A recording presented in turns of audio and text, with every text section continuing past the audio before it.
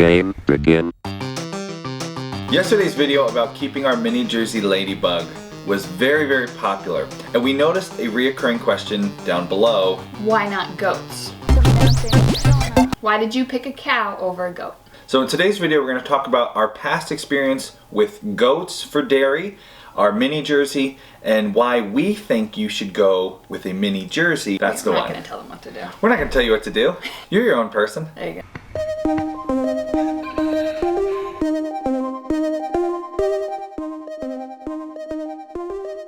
There's 4 categories that we're going to talk about in this video. The cost to own. The yield, how much milk or meat you're going to get. We're going to talk about handling, how easy it is to work with these animals. And what sort of land requirements either needs. I'm known to be a hater on goats, but I promise in this video I'm going to try to be objective. Let's start at cost, because if you can't afford to own it, all the other categories don't matter. When it comes to cost, the mini Jersey is a big investment. They can run from $2,000 to $6,000. On the goat side, things are much less expensive. You can find free goats on Craigslist, but those are not a good way to start off your dairy production. So a good goat is still expensive. In our area, it can be $400 for a goat. We have spent multiple hundreds on goats, good quality goats. We've also got cheap goats, and in the long run, you're better off going with quality. Either way you go, cow or goat, make sure you're buying from a reputable breeder. Make sure they give you records on how much milk the animal will produce or has produced. And make sure you're getting it from a guaranteed disease-free herd, because if not, you'll be dealing with sickness on your farm for years and years. How much does it cost to feed these animals? Ladybug eats about 6 pounds of grain a day and about 3/4 of a bale of hay in the middle of winter, milking 3 to 4 gallons a day. So that costs us roughly about $6 a day to feed Ladybug. If you wanted to get the same amount of milk, you would need to have a few goats. And goats are tremendous wasters of hay.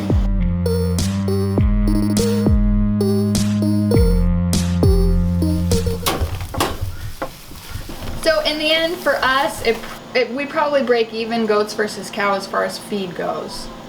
We keep our cow, our mini cow and her calf, we keep them in the barn that was formerly referred to as the goat barn. We actually built this barn for our goats, and you can see in an older video of ours, we give you a full tour of what used to be the goat barn. So this is the girls' half of the barn. They have free roam, they can eat, they can drink. You can see how nice these feeders work. It keeps the goat from pulling too much out at once. Goats are able to come over, pull out the hay that they want. They still waste some, but it cuts back on a lot of the waste. If you throw a bale of hay right on the ground, they're gonna be peeing all over it, they're gonna make a mess, and more of the hay will be wasted. If you use a bin such as this, it's gonna help you save, cut back on hay costs. So that's the first thing you wanna do when you bring your goats home. Same barn, works for goats just as well as a cow. As far as housing then, again, it's the same. You can keep a mini cow in a goat barn, keep goats in a cow barn. When it comes to fencing, this is the one category that the mini cow is actually going to be cheaper for you. We found our cow is very respectful of electric fences, so with 2 strands of electric fence, we can keep her wherever we want to. The goats were never like that. Goats are going to do anything they can to escape from your fencing. In this video, you can watch one of our goats leaping beautifully through the air over all our fencing.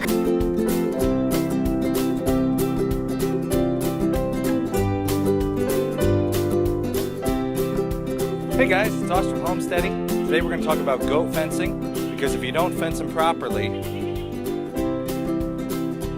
they're constantly annoying you. She was probably only 6 months old at that point. If you're doing electric, you're going to need a lot. If you're doing electric, you're going to... Goats are like kids. Whoa. They're going to do what they want.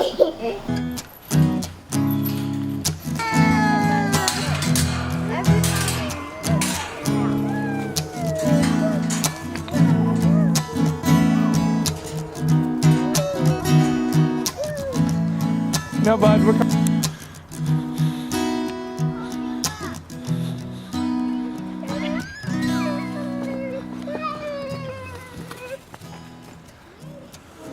With goats, you're going to need more strand of electric or better quality hard fence. In the cost category, the goat wins. It is cheaper to get started with goats. But in the long run, will you get a better yield from owning a cow? Let's talk about yields.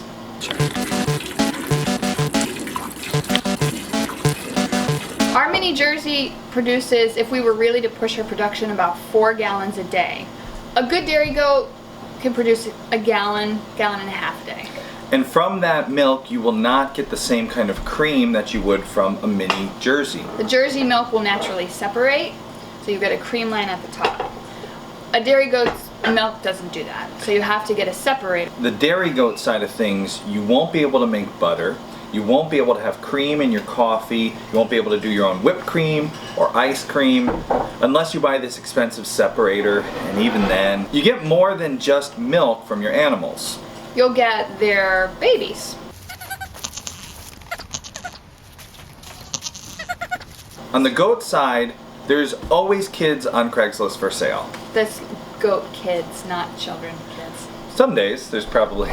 We've seen goat kids in our area from dairies for as little as $25 a kid. Unless you have a really high quality goat, you're not going to make a lot of money from your kids. Dairy cow, on the other hand, especially a mini heifer A2, you'll be able to sell that for hundreds of dollars.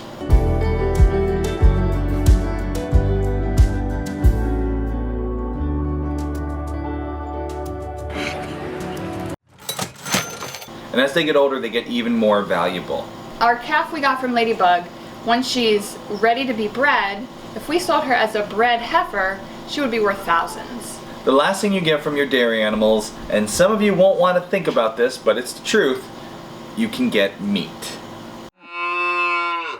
You're gonna get beef from the cow, goat meat from the goat. Both are delicious. We like both of them. We actually really like goat meat, but depending on where you live, there may or may not be a good market for that meat. And you're going to get more meat from the beef. Grass-fed beef per pound is worth more than goat meat. When it comes to yields, I think the cow takes the cake. Unless you're specifically going for goat's milk or goat cheese, goat milk soap. There are a lot of different ways you can market your goat's milk. But if you're not going for that specifically, we would say go cow. Next up, let's talk about handling.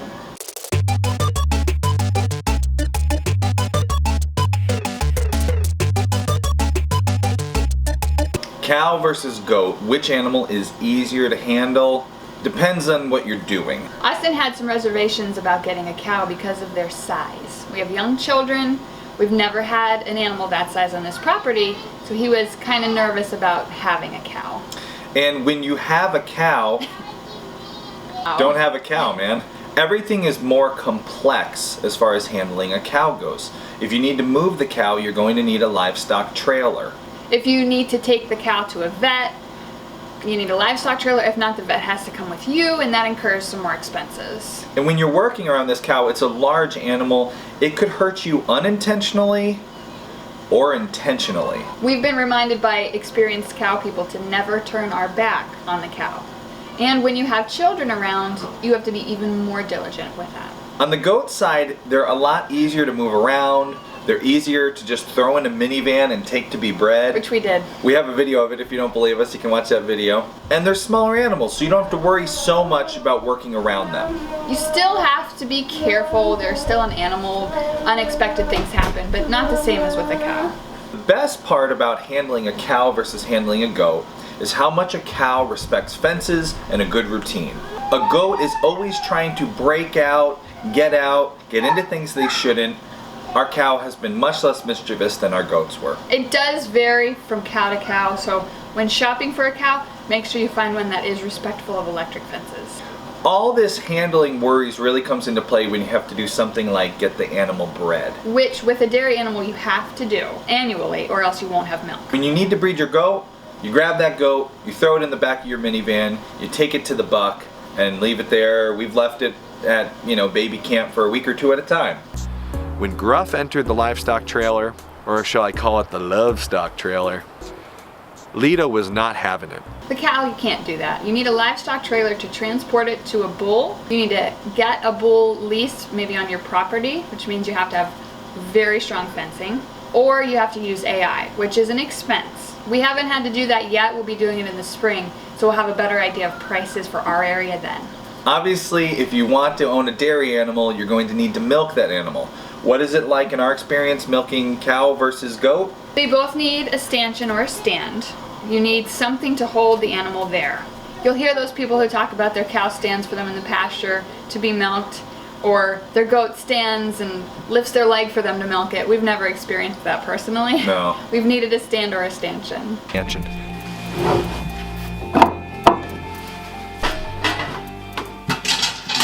When you're hand milking an animal, teat size is an important factor. If you're working with very small teats, that can really be hard to do and hurt.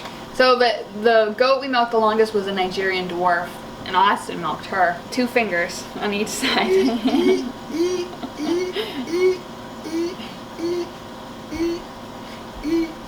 To get half a pint of milk.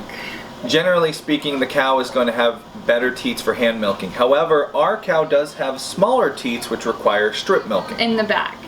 That's another thing when you're shopping you want to check for. Make sure her teats are a good size for your hands. Ow.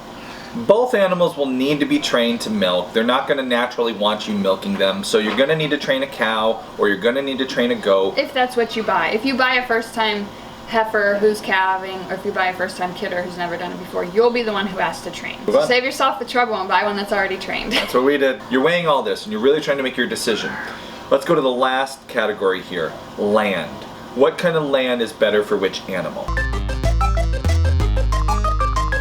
Our property is very hilly, rocky, brushy. No flat fields. That's why we originally decided on goats. They could help us clear the property, they could forage all that underbrush and clean it all out for us. Turned out a lot of our underbrush was poisonous and we had some serious problems with that. If you've been told that goats, when given enough room, will not eat poisonous plants, that is wrong. You do need to be vigilant, walk your property, look for poisonous plants. We had goats die from plant poisoning because we didn't think they would eat it, but they did. Don't watch that video, it's sad. Cows obviously need flatter ground with better quality grasses in the pasture. If you don't have that, you can over time grow that on your property. That's something we've been doing here, but it is more important to have more flat, grassy, open areas for cows. As far as size goes, you do need more land to feed a cow. The general rule is about 1 acre per cow. For mini cow, that would be less. Now that really depends on the quality of your pasture, so that's kind of a bad rule to go by. You really have to see what your pasture can do. You can supplement all year round with hay, chaff hay. That does get expensive though.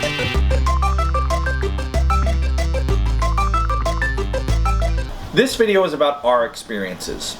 We have owned 16 goats over the last few years. We've only owned 1, now 2 mini jerseys. However, this experience with the mini jersey has been so much better than the goats. It has been so much better. Objectively speaking, it's been so much better. It's not just that I dislike goats. We've had an animal that is much easier to work with. With a product that we really love. That's why we're bigger fans of the mini jersey. Should you get a mini jersey or should you get a goat? Well, our advice is this. If you're really serious about doing the dairy thing and you're committed, you know you're going to be able to do this every day of your life. If you're going to pour yourself into this dairy operation 100%, just get a cow. The product is better, you'll be happier with the animal, and it will be much more successful. That's our opinion. Right, that's what I just said, it's our opinion. That's our opinion. However, goats they're like a pet with benefits. If you're not sure that this dairy thing's going to work out for you, but you want to have a fuzzy animal that gives you some milk, goats are a great pet with benefits. Game over. We hope that helps. In the next coming weeks, we're going to show you how we're transitioning Luna back to being on Ladybug, so hopefully that frees us up in the home dairy department.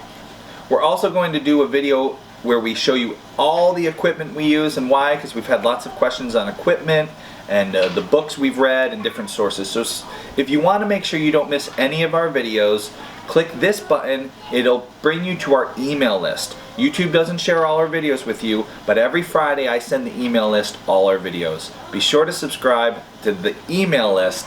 Thanks for watching.